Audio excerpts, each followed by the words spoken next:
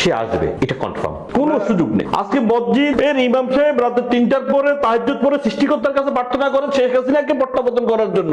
শেখ হাসিনার প্রত্যাবর্তন এত বেশি জরুরি বাংলাদেশের জন্য, ডাক্তার, বিজ্ঞানী, প্রকৌশলী থেকে শুরু করে এমন কোন সেক্টর নেই যে তারা শেখ হাসিনাকে চায় না। পৃথিবীর আইএমএ জাহিলিয়াতের যোগ্য হার মানাচ্ছে আজকে বাংলাদেশের শাসন ব্যবস্থা। ইনুস যে ইমামতি করলো টেরোরিস্ট এন্ড টেরোরিজমের, আগামী 50 বছরের জন্য একটা জাতিকে পিছনে নিয়ে গেছে। আমরা হাটে বাজারে চায়ের আড্ডায় গল্পে তৃণমূল পর্যায়ে শুনতে পাই যে শেখ হাসিনা এলো বলে। তো আসলে কি শেখ হাসিনা বাংলাদেশে প্রত্যাবর্তন করবে কিনা, না এটা তৃণমূলকে চাঙ্গা করার একটা গোপন কূটকৌশল হতে পারে, কি মনে করেন? ধন্যবাদ আপনাকে। আপনার প্রশ্নটা হলো জননেত্রী শেখ হাসিনা সম্পর্কে, সাবেক প্রধানমন্ত্রী, বঙ্গবন্ধুর কন্যা। আজকে বাংলাদেশে অলিগলি লেখা দে শেখ হাসিনা আসতেছে। শেখ হাসিনা শুধু ঘোষণা দিছে যে কোথায় কোন বিমানে আমাকে নেবেন, আমাকে ওই বিমানটা পাঠান, টিকিট পাঠান, আমি চলে আসবো। এটা জাতির জনক বঙ্গবন্ধুর কন্যার পক্ষে সম্ভব, পৃথিবীতে অন্য কারো পক্ষে সম্ভব না। যেখানে এদেশে কথিত একটা ক্যাঙ্গারু ট্রাইব্যুনাল তারা একটা জাজমেন্ট দিছে, ইলিগাল একটা জাজমেন্ট দিছে, সেই জাজমেন্ট মাথায় রেখে 18 কোটি মানুষের নেত্রী সে ঘোষণা দিতেছে আমি আসবো, জেলখানা প্রস্তুত করেন। এটা তার পক্ষে বলা সম্ভব। সে তো 18 কোটি মানুষের গণমানুষের নেতৃত্ব।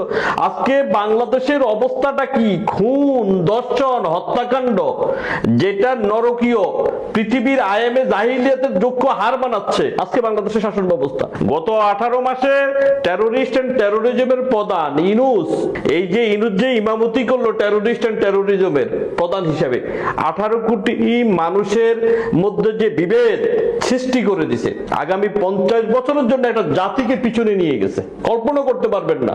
আজকে শিক্ষা প্রতিষ্ঠানগুলি ধ্বংস হয়ে গেছে, আজকে বুয়েট ধ্বংস হয়ে গেছে, আজকে ঢাকা বিশ্ববিদ্যালয়, রাজশাহী বিশ্ববিদ্যালয় ধ্বংস হয়ে গেছে। আজকে শেখ হাসিনার প্রত্যাবর্তন এত বেশি জরুরি বাংলাদেশের জন্য। এটা আমি বলি না, এটা এখন বিভিন্ন রাজনৈতিক দল থেকে বলে। এমন কোন সেক্টর নেই যে তারা শেখ হাসিনাকে চায় না। কারণ কি? শাসন ব্যবস্থা। আজকে যারা সরকার আসলো তাদের 100 দিনের রিপোর্টটা কি পেলেন? টিআইবি কি ঘোষণা দিল? কতজন খুন হলো? 605 জন খুন হলো। তাহলে বাংলাদেশের অবস্থাটা কি? এটা কি রাষ্ট্র আছে? এটা কি দেশের সরকার আছে? সরকারকে পার্লামেন্টে কি করেন ওনারা? আমি আর দামি নির্বাচন করে 18 ফেব্রুয়ারিতে ইনুস সাহেব তার উত্তরসূরিদেরকে ক্ষমতা হস্তান্তর করে দিয়েই ওনারা বাংলাদেশে আমির একটা ইলেকশন পারফরমেন্স করলেন। পার্লামেন্টে কি জনগণের সমর্থনে জনকল্যাণমুখী একটা কর্মকাণ্ড করেছেন গত 3 মাসে? দেখান কি জাতির সামনে কি নিয়ে আসছে। তাহলে শেখ হাসিনার প্রত্যাবর্তন, বাংলাদেশ স্বাধীনতা, মুক্তিযুদ্ধ, বাংলাদেশের পতাকা, বাংলাদেশের মানচিত্র, এটা আওয়ামী লীগের অস্তিত্বের সাথে জড়িত। বঙ্গবন্ধুর কন্যা না, শুধু সারা বাঙালি 18 কোটি মানুষের সম্পদ। সে 18 কোটি মানুষের সম্পদ, তাকে জনগণ চায়।